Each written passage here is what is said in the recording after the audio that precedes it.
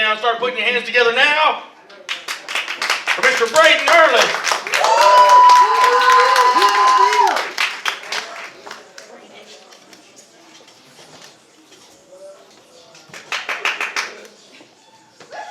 What's going on, guys?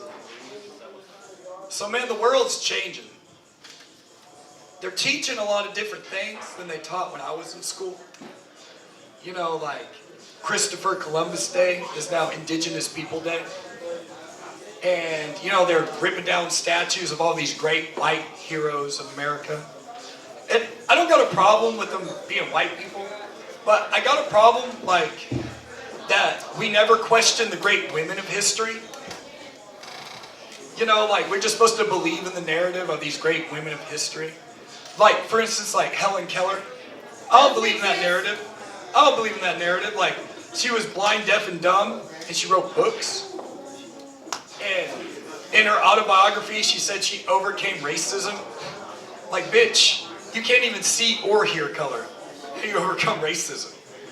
Or like Rosa Parks, it was a big deal that she had to sit in the back of the bus. Now growing up, all the cool kids sat in the back of the bus, so she was black. She was a cool kid, so there wasn't like any issue for her to be in the back of the bus, you know what I mean? Or like Sacagawea, 16-year-old Indian river guide for Lewis and Clark. Like Lewis and Clark really needed a river guide. Rivers go one way. I really feel like Lewis and Clark were using her for different reasons. But speaking of Indians, this past weekend I was hanging out on the reservation. I grew up with Comanches, so like I've been accepted. But I was also out there doing mushrooms with them, and we was like looking in the fire, and their ancestors were talking to them through the fire, giving them wisdom. You know, like advice. And then when it came to me, my ancestors were like, dude, what are you doing here? You know, like, you're white. You need to get the fuck out of here, dude. They're gonna scalp your ass, you know what I mean? But no, that's cool. Like, it is what it is. I was hanging out with Ghost Feet, Hawk. They finally gave me my Indian name after all these years. Snowman. I take it, you know? So riding that high as Snowman, I went and got me a room at the La Quinta. And I got the room at the La Quinta because I live with my mom, and I was hanging out with a stripper. You know, so I was like trying to keep the party going, but I couldn't take a stripper home to my mom. Because like, how awkward would breakfast be that morning? You know what I mean? Like, sitting at breakfast, and my mom's like, so what's your name? She's like, my name's Candy. I'm like, oh yeah? Candy, what do you do? I pop my pussy. Mom's like, oh yeah? I haven't done that in years. Mom, what the fuck? Like, don't be just, whoa, what the fuck, Mom?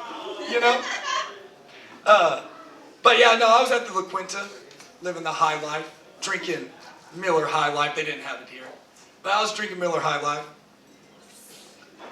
Wearing the comp robe, you know, with my gun, working waistband.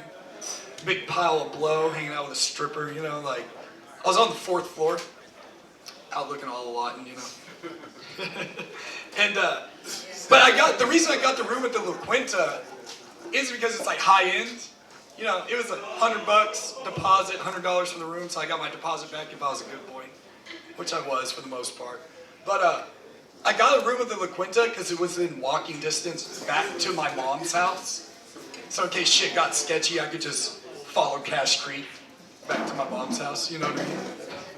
And I always thought, like, if shit got sketchy and I had to follow Cash Creek, you know, I'd mob there. I've mobbed across Lawton before. But I always thought, like, if I was mobbing through Cash Creek, I might run into, like, a long-lost buddy or two. You know, because I'm only 3 bad decisions for being one of those Lawton roamers, you know? And I always thought, like, if I run into one of those old friends who's like turned into the Walking Dead, I'd look like Rick Grimes, all coked out, eyes bloodshot, on the verge of tears, red, like just face beat red, and I'd be like, that's death. We're the living, and it's coming for us. And Have y'all ever seen a homeless dude with a dog? Right? Homeless dude? So, that only works with dogs, not a cat. You never see a homeless dude with a cat. Because, like, dogs are loyal, you know what I mean? And a cat would be like, oh, this is what you got going on? Nah, I'm fucking out of here, dude. Like, fuck this. You ever think, like, homeless dudes get hungry enough to, like, contemplate eating a dog? You ever see a homeless guy in Lawton and he's got a dog, and then, like, a couple months later, he doesn't have his dog? You might have ate it, you know what I mean?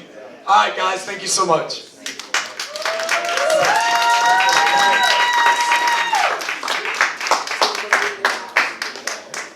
Keep it going for Brayden.